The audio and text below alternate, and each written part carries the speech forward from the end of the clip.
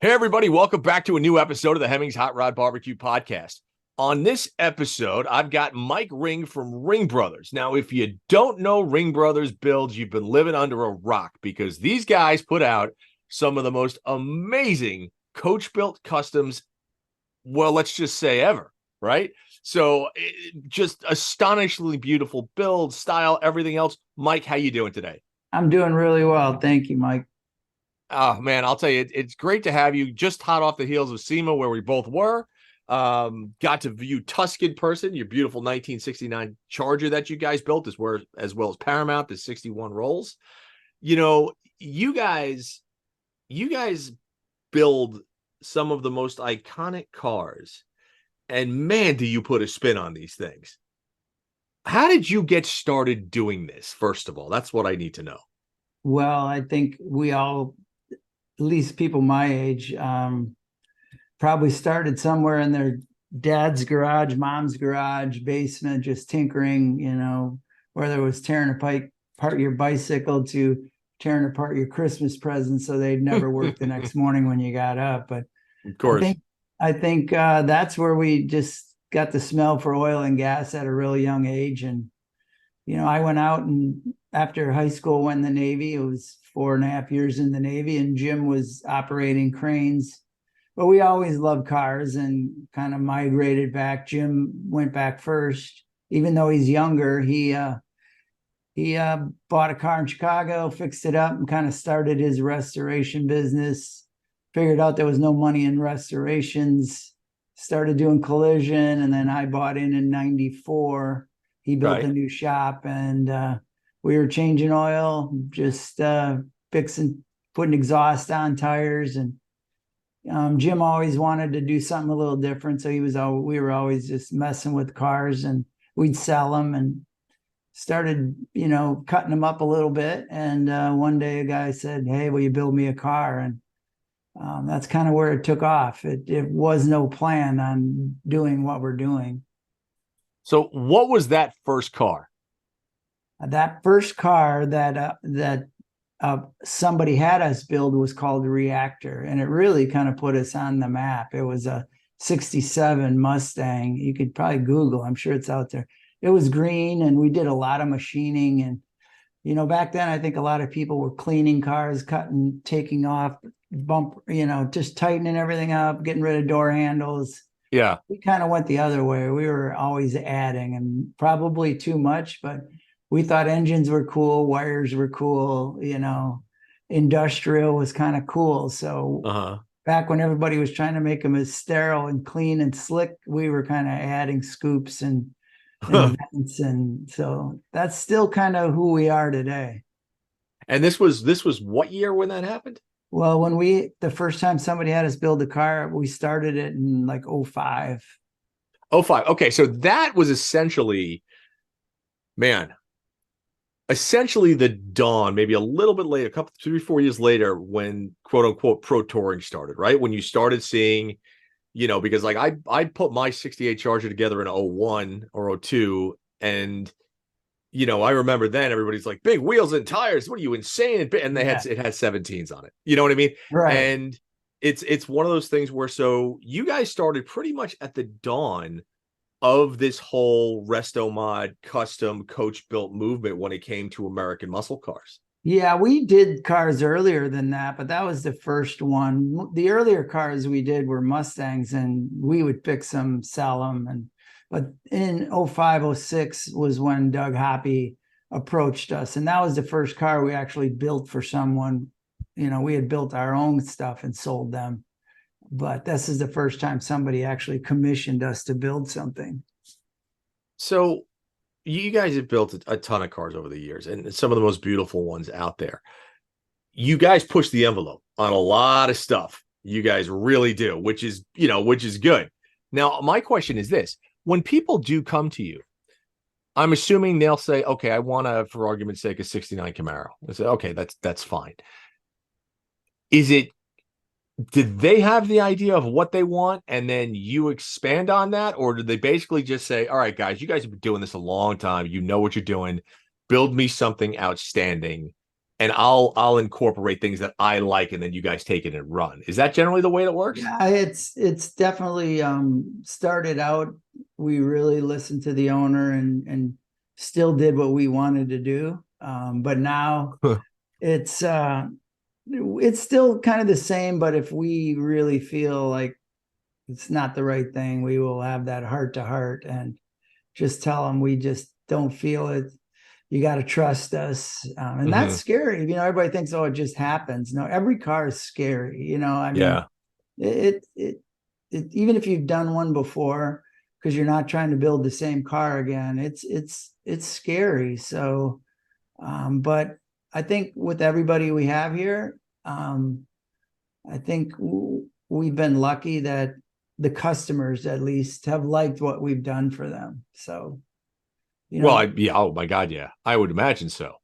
You know, when some of your builds definitely go beyond. So I believe it's Enyo, which was yeah, that was a 40 started out at a 48 Loadmaster, right? yeah, it was a big old four, yeah, Like crazy. how does something like that evolve into a cross between a NASCAR, a pro touring car, yet still a truck, but looks like it'll slaughter anything on a road course? Like, how does that happen? Yeah, that one was a fun. That was probably to date the most fun we've ever had building something and guy giving us a budget to actually complete it too. But he actually came to us a couple years before that, and he was always big into boats and going fast in Lake of the Ozarks. 200 plus miles an hour with these Okay. 3,000 horsepower.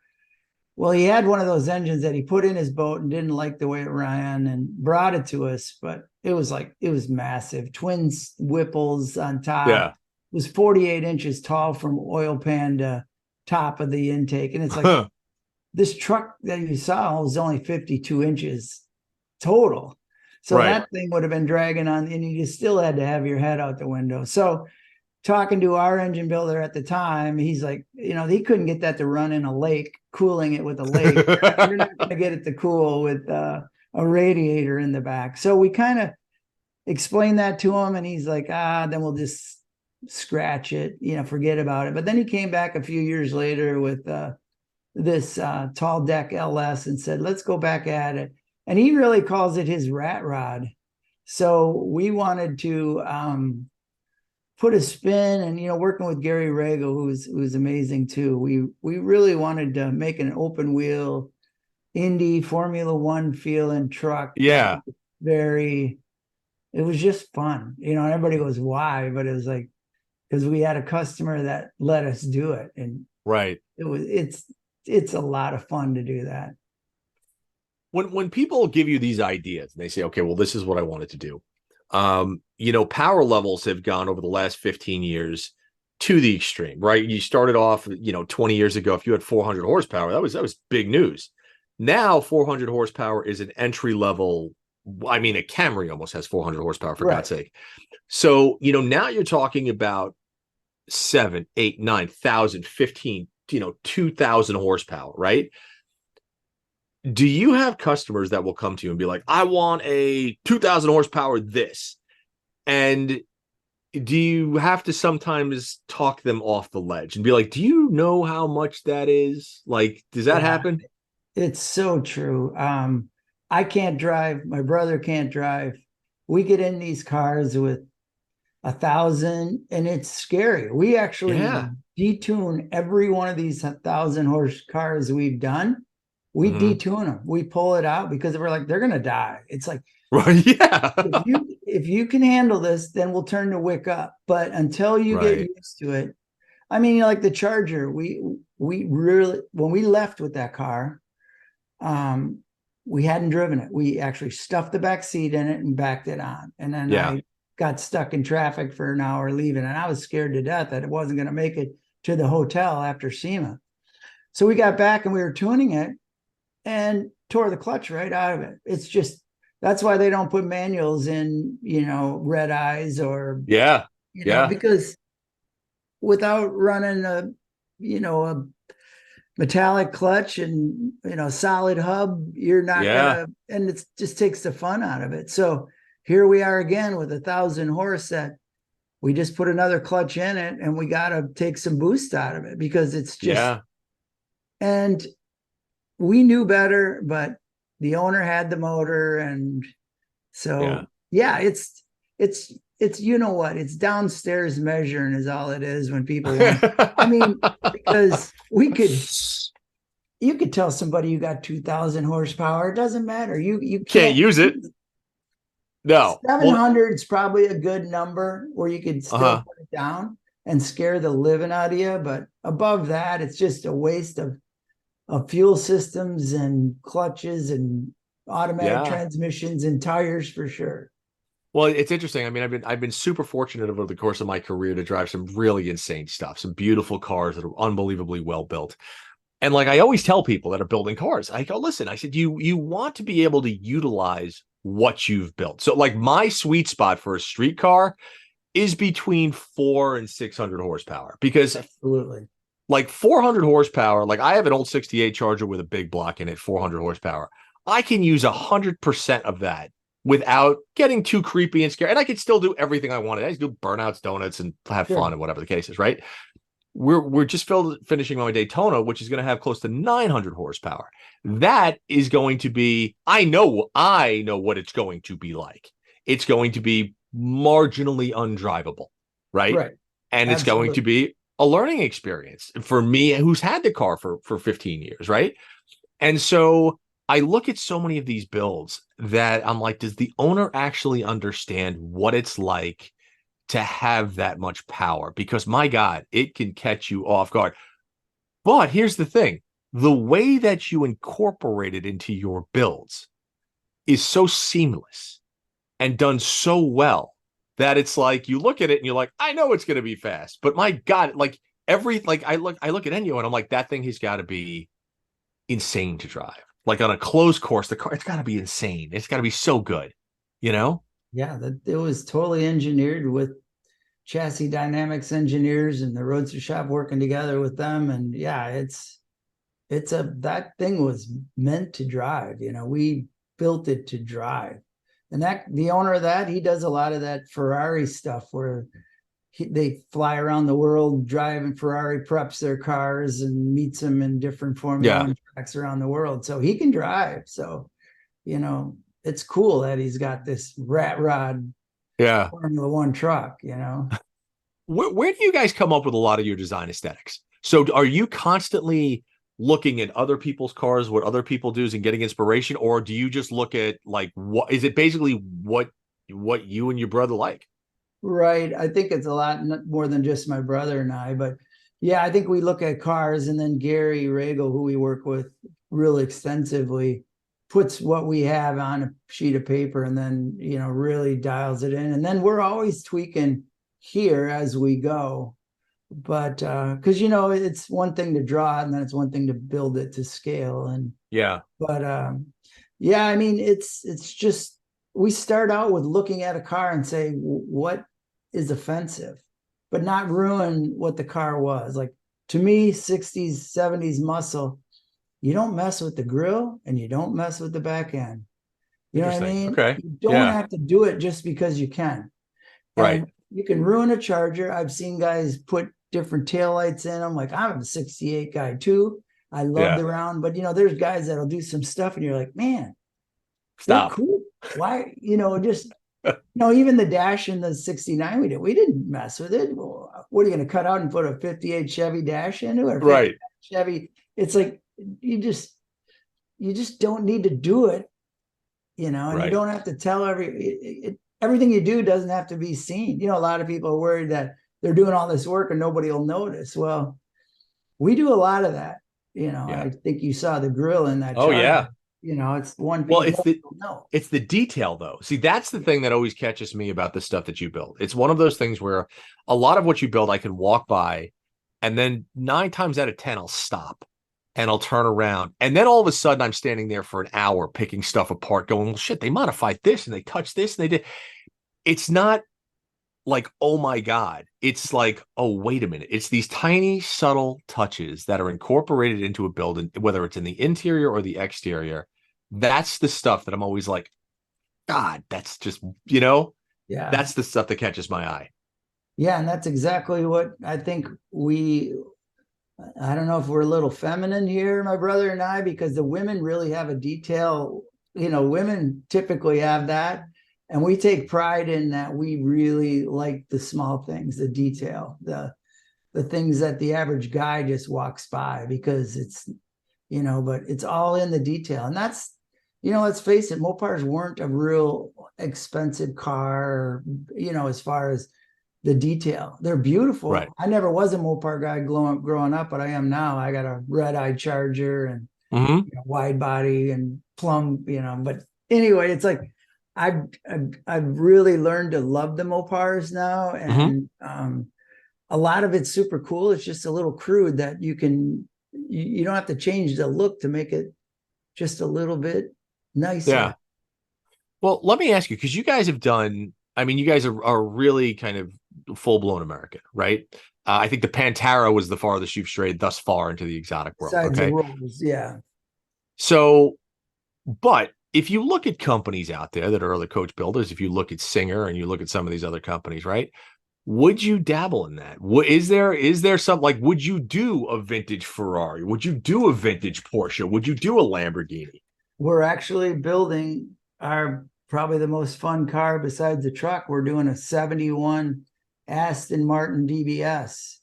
Very That's cool. that's really an ugly car, but I think maybe my wife can show you personally what we're doing to it, as long Mm-hmm. as you don't share it, because we try to Yeah, keep that stuff under wraps. But of course. it's to me, it's James Bond on it looks like an American European muscle car, Sure. Well, a lot of the because Astons they did, didn't I think. have, all the European cars, they didn't have deep dish wheels in the back. They were all positive offset. So we're Yep. kind of giving it, the Beyonce booty, because this car didn't Yep. have any booty on it. And a lot of really cool things, but still making it period. But yet I've not seen anybody do, and I've done a lot of searching on Aston Martins, Porsches and Yeah. all that Singer stuff, and Gunther Works and all them, but hadn't seen anybody do an Aston. So I'm really Uh-uh. excited. And we've been building this, working on it, not actually even cut the car apart. It's got it, we're running a twin turbo right now, Coyote, because Ford was with Aston for a little while. Yep. Not big power, just 700, just you can do that standing on its head. Usable with a Yeah, Coyote, and totally it's usable. transaxle torque tube, Mm-hmm. but really wide, like 81 inches wide. It's super wide, Okay. So, um, but still the nose is pinched more, but still trying to retain a lot of the 70s feel, but Yeah. giving it some hips and some front. So I'm really excited about that. So is something like that, does that, after building, Mustangs and Chargers and Camaros, is something like that, does it re-inspire you to, Absolutely. you know what I mean? Like, okay, we've done a Charger a bunch of times, we've done this, we've done that, we've done these trucks. Is something like that where you just go, ooh, like you Yeah. start to, Right. Because, we've done a lot of Camaros, Mustangs, Chargers now. And it's hard to not just repeat, because you kind of liked what you did, to yeah, not do the same thing again. So this car is kind of like, to me, a 30s, 40s, 50s car US, that, because we've never really done old cars either. But old cars are pretty ugly, and you don't have to do much to make them cooler than what they were. right. Where in muscle cars, you can go the wrong direction pretty quick on them. Yeah. But this car is ugly to me, like an early American's car. So I'm pretty stoked to be able to build something to this level that Yeah. I feel that nobody's done yet, as far as an Aston Martin. Okay. Gotcha. What is on a typical build? Because I don't, I mean, I I understand what goes into these things because I've been around the hobby forever. But give people an idea of how many hours go into a build, Well, because I don't think anybody realizes. no, even that Charger is probably pushing 5,000 hours. That Enyo was more like 10 to 11,000. And this Aston Martin will probably be in that kind of range, 10,000 hours. And how many people at any given time are working on designing? You know, that's the problem. It's not a lot of people because when we're building cars like that in that truck, we're just getting pieces at a time. You know, it's like Right. It's like the Johnny Cash song, one piece Uh-huh. at a time, and you're trying to build around every part. It's not like we got them all laid out and all right, we're starting. We got all the Yeah. body panels made, and we're gonna. Yeah. So we kind of, since we're doing this in CAD and machining, kind of all the plugs, and there's a lot of people sometimes think, oh, you build these things in carbon or in math. It's just the outer skin you're building, right? It's no different than a guy doing it out of aluminum or whatever. You Right. still have to be the hot rodder. You got to build all the structure to it. You know what I mean? So it's just the outer skin. So you still have to be a hot rodder to build these cars, to make them work, to place everything that needs to be placed in this small object. Yeah. And get the feel for how you're sitting, so it's still a hot rodder. We're just doing the outer skin, but by doing these the way we do in CAD, we probably will start with the roof on this car and work our way down. So you can't throw a lot of guys, I guess is what I'm saying, at it for Gotcha. for a length of time. So Gotcha. Okay. I mean, over the years, you guys have also started coming out with different product lines for certain cars, right? Did that stem out of people would see something on a build and say, can I get a set of those hinges, or can I get a set of those door handles or mirrors? yeah, that's exactly, like, a lot of people take credit for the hinges, but we, without a doubt, we're the innovators and inventor of all the hinges. It's a pretty crazy world now because you can scan something and steal anybody's stuff, especially a machined part, not just our stuff, but anybody's. Yeah. But we've always tried to be the Gucci, right? The kind that our name meant something, because you're exactly right. We built it for a reason. We know how they work. We know why they don't work. So we probably have a good tech call when you call, because we get a lot of competitors that'll even tell them to call us. They're just machine shops that are building this stuff. They really don't know how it works, how it fits, why it doesn't fit. You're absolutely right. We started this business out of what we did, and each car we did, we would make a new part. And that's always the thing, is like, do I make this really, really cool part that nobody else can use? Or do I make this cool part that I can sell again? So you're always doing this. So yeah.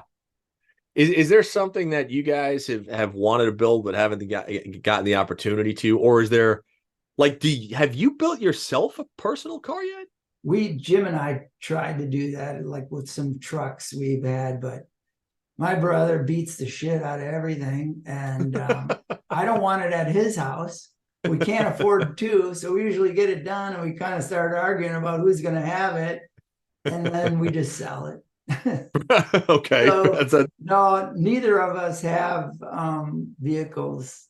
I'm here pretty much 7 days a week. So I don't, if I'm going to be here, I'd rather work on somebody else's stuff than mine. So that's why I bought that red-eye Charger, to get that out of my system a little bit. So I listen, I got a Demon 170 waiting at a dealer for me right now. Yeah. So I just got to go pick it up, but it's sitting there waiting for me. So trust me, I get it. So has there been a lot of, when you start to get up to this level of design, this level of build quality, there are a lot of people out there that will say, well, these cars are built in jewelry, but nobody ever drives them. Right. Which to me, like, I got news. Like, if you guys built me a car, I would beat it like it owed me money. And because why would you deny yourself the pleasure of having this astonishing thing and not use it? I can honestly say we truly try to build cars that people drive. And we take pride in that. That's why I've never wanted to build a Riddler car, have no interest. Right. There's way too much money spent in areas that nobody will ever see to be judged for things that are too tight you couldn't drive if you wanted to. I mean, that doesn't interest me. I mean, Right. if you can pretty much go online and see any car we've ever built, Jim pounding the living out of it. You know what I mean? Yeah. It's the tires. Usually the first set of tires are our dime because seriously, he pretty much takes Yeah. the first set off. So yeah, we they've got to work. I mean, I've Yeah. yet to have a customer that doesn't want to drive one. That's great. We take That, pride. We had a customer last year, it doesn't even been a year. He's got 14,000 miles on it, and he doesn't drive it in the winter up here. So he's driving it. Gravel roads, it doesn't matter, rain, pouring, he don't care. that's fantastic. That is absolutely fantastic. So Absolutely. I need to ask you about the Rolls that was at SEMA. Talk to me about how that thing came about, because if somebody would have said, yeah, Ring Brothers is building a 61 Rolls, I've been like, say what now? Why? What like how did that come about? It was a customer. Normally we have them fill out things, an application on the internet, because no offense, we get a lot of people that call and they have 100 or 75 or whatever, and they want to tell you about what they want to build. And like I said, I just work. This is my wife's desk. I don't have an email. I got a flip phone. Right. I'm totally off the grid. So we get these calls. It just so happened that Michelle and I was sitting in my wife's right where I'm at right now. And I Yeah. could hear Michelle out front, and this guy, she's like, oh, just fill it out. And he goes, I could hear him say, I just want to talk to somebody. So I just said, I'll talk to him. And he basically said, yeah, I sold my business and I just want to build this Rolls that I have. And it sounded fun, So it was, at first he just wanted to put a chassis and a motor in it. And then he came and visited after we had it and saw one of our cars. And he's like, nah, you got to do the whole thing. So it kind of morphed, but that is a really cool car in that when you see that thing hauling ass like 100, 125, Oh, it's got to be your mind amazing. is like, this thing, of all the vehicles we've ever done, this thing should not go that fast. Right. It's just like one of those things that's like, that should not do that.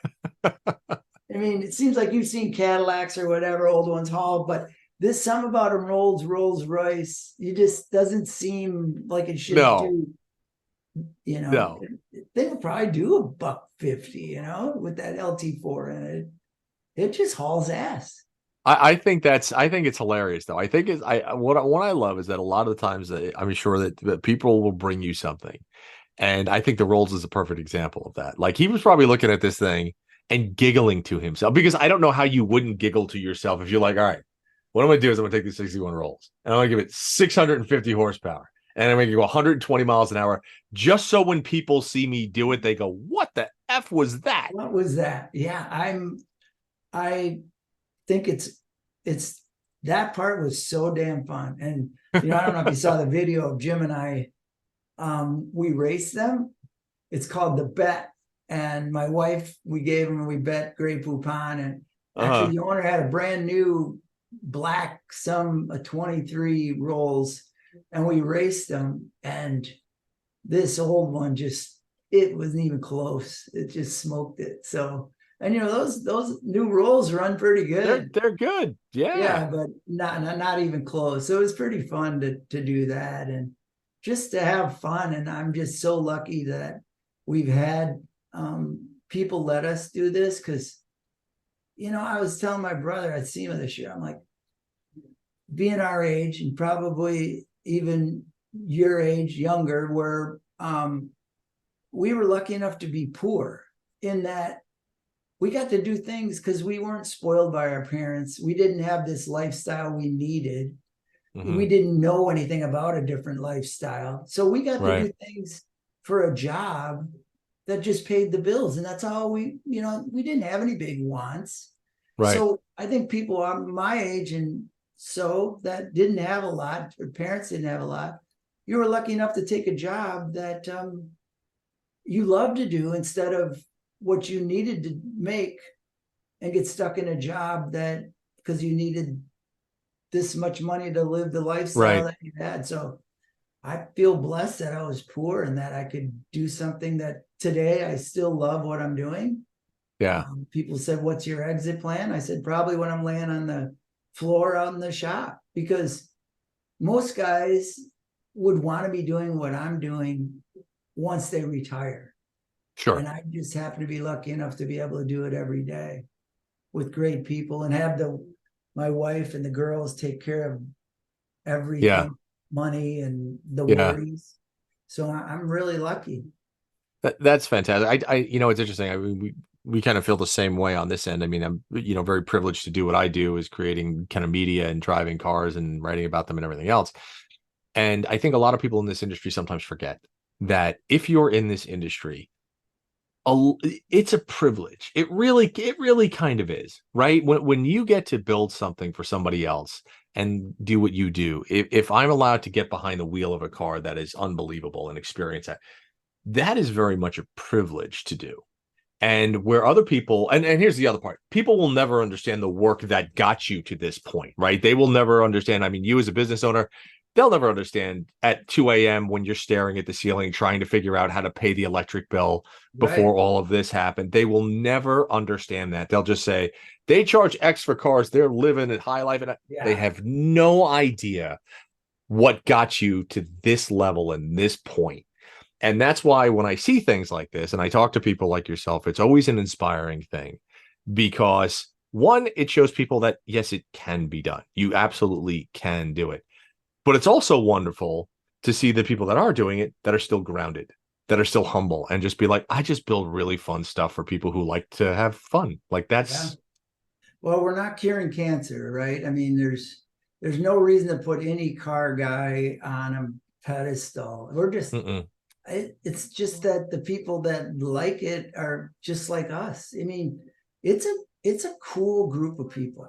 It's Yeah. not typically you have your few, but most people are happy to help. Just ask them the question. They'll be more than happy to help you or tell you any of the tricks because you can tell them everything, but they don't have your mind, right? I mean, Right. if you and I have the same car and the same plans, and it's going to turn out different, it's Mm-hmm. just going to. So don't be threatened by people if they ask and you think, well, you figured something out. And it's like, just help them out. They'll put their spin on it. And it just, what goes around, it just comes back. So just enjoy it. The people like yourself, it's just so cool to talk about something that so many people love. And it's a small group of people. Yeah, it is. It's a very small fishbowl. I tell people that all the time. Yeah. I know. So one final question I want to ask you. What is your dream build? Again, this is going to go back to if Jim could build a car for Jim, if Mike could build a car for Mike, what would it be? What would you build? I always said I wanted to do it would probably now in my later life would definitely want to do either probably not a Japanese as much because I don't know, but it would definitely be another European car like a Ferrari. But I hear there's so many stories about you can't do things with Ferraris.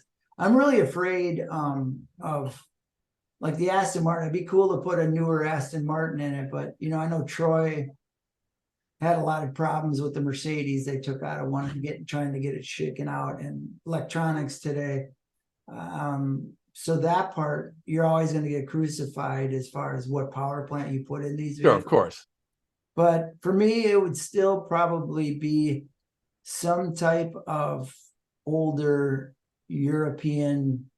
I mean, for me, an old Ferrari. To me, I think I'd love to do a 308. Oh yeah. You know what I mean? Because I Oh, think I would love that. to do something to that car that it's not that whacked out yet, but yet you could make it. So for me, I've always kind of wanted to do the old Ferrari or, there's some old Volvos, just a European car. I can't really tell you which Yeah, one, but yeah. um, I'm still hoping to do all those things yet. You know what I mean? I'm not turning out the lights yet. I'm just hoping people come to me.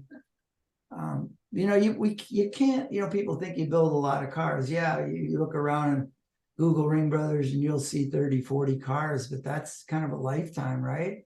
Yeah. So it's not like you build that many. And I just don't want to do the same car over and over. You know what I mean? I think Singer, if I was motivated by money, I think there's a lot you could do and to Yeah. make money. I don't think I could have kept my employees as long as I have, though, if we did say like a Mustang that was Singer breed, where it was Rinse the and same repeat. car and you ordered. I couldn't keep employees, not the kind of employees I have. You know, they're. Yeah.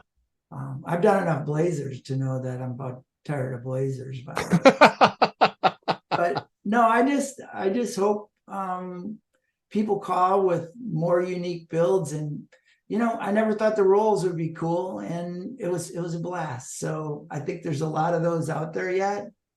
And I'm hoping, hell, there might be a Russian car or things I don't even know anything about that Right. somebody wants to do someday. So as long as it hasn't been done, I think if you ask me what, it would be a car that hasn't been done to a level that we're wanting to take it to. Yeah. Well, fair enough. And you know, I would say this, just I have no doubt that your line of customers is going to cease anytime soon with the quality and the level of craftsmanship you guys are offering to the public, and the beauty that the cars all, whether it's a car or a truck or a full-on coach built custom with, you know, oodles of imagination that have gone into it. So yeah, please keep building what you're building and keep inspiring people and keep having people look at your stuff and go, Jesus, I would one day like to have something like that. Because they're beautiful. They're all gorgeous. And I think that the, you know, what you and your brother are doing are a true asset to the hobby. And they're great. They're gorgeous, man. So please I keep going. appreciate but it's a lot of people here. It isn't just, we're lucky enough to be called the Ring Brothers, but there's a lot of people here that make the Ring Brothers. And I love each one of them. And they're good. They're fun to be around. We laugh a lot. I'm the HR department right here. So it's all good. Well, dude, thank you for coming on the podcast. Thank you for talking about the company, how you all got started. We're looking forward to seeing everything that you guys continue to come out with, as well as just monitoring all the stuff that you've already built. Because anytime I think anybody sees a Ring Brothers car, they look at it and go, that's pretty effing cool. And I think that's one of the best compliments you can get. Yeah, that's pretty cool. But yeah, I sure appreciate you wanting to interview us, because this is how we get noticed, and we don't want to forget who put us on the map, because it's people like you that got us out there a little bit at a time. So thank you. My absolute pleasure. One final thing, where can everybody find Ring Brothers aside from ringbrothers.com? What are your social handles so everybody can go and the flip phone guy you're asking? The flip phone guy? I'm asking the flip phone guy. I know we got Instagram, if that's still some, and Facebook. You might want to, So I love the fact somebody in the background is like, damn it, say this. Exactly. It's like, oh, sorry, I don't have any more than that. So that's all right. I could tell everybody that you could go to Instagram, type in Ring Brothers, go to Facebook, type in Ring Brothers. Everything of theirs will come up. Instagram is great. It has all their builds. However, the Ring Brothers website is also fabulous. They have a beautiful gallery section, also product section that you can go look on.